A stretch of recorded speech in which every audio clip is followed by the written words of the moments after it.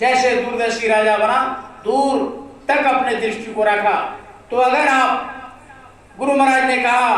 कि दूरदर्शी राजा की तरह तुम अगर काम करोगे, तुम सोच विचार करोगे, अपने दृष्टि ऊंचा रखोगे, तो किसी महात्मा के पास जाकर के और जुक्ति लेकर के, यानी नाम दान लेकर के, साधना का तरीका लेकर के, और जितना तुमको ये शरीर मिला है उसी शरीर के रहते हुए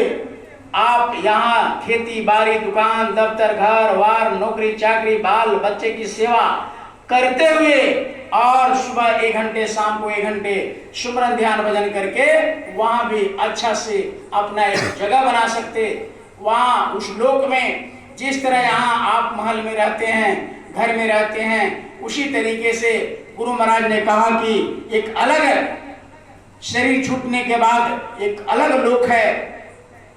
जिसको स्वर्ग और नरक कहते। वहां के लिए आप अभी से आपने नहीं सोचा तो पहले राजा की तरह आपको भी दुख और तकलीफ सहना पड़ेगा, लेकिन दूरदर्शी राजा की तरह आप अपने घर बार में रहते हुए, नौकरी चाकरी करते हुए सत्संग और ध्यान भजन करते रहे और गुरु के आदेश का पालन करते रहे, और सच्चे वैसे गुरु के पास जो खुद उस मालिक को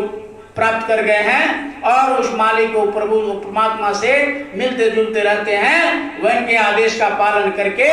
आप यह मानव चोला को सार्थक बना सकते हैं।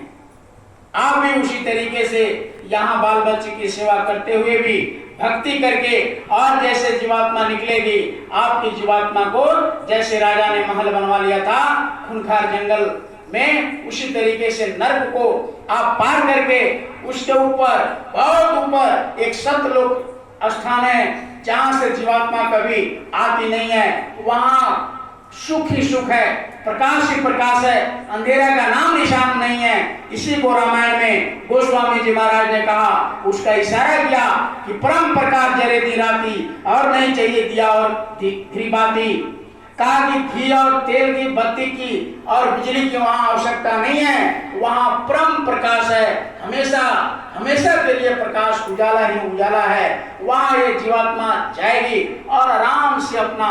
यानी महल में रहेगी। लेकिन इसके विपरीत शरीर रहते हुए हम लोगों ने सुमरन ध्यान भजन नहीं किया, गुरु के आदेश का पालन नहीं किया, भजन ध्यान साधना नहीं किया,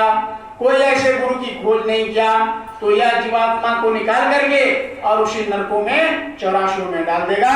जो कभी भी वहां से निकलना नहीं होगा। इसलिए जहां तक आवाजें जा रही है सभी तमाम सुनने वाले, लेकिन यह जीवात्मा का कल्याण नहीं हुआ। अब की बार मनुष्य शरीर मिला है और अब की बार वह प्रभु आप सदुपयोग कर लीजिए। जैसे राजा ने 5 साल तक राजकाज भी करते रहा और 5 साल में एक अपने ठहरने का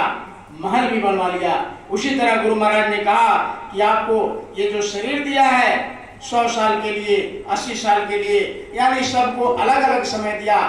पता नहीं कब समय पूरा हो जाए। इसलिए अपनी चिंता, अपनी ज्ञान, अपना दूरदर्शिता लगा करके हमको आगे के लिए, यानी ये भी सोचना है कि यह जीवात्मा जब निकलेगी तो इसके लिए भी स्थान बनाना है।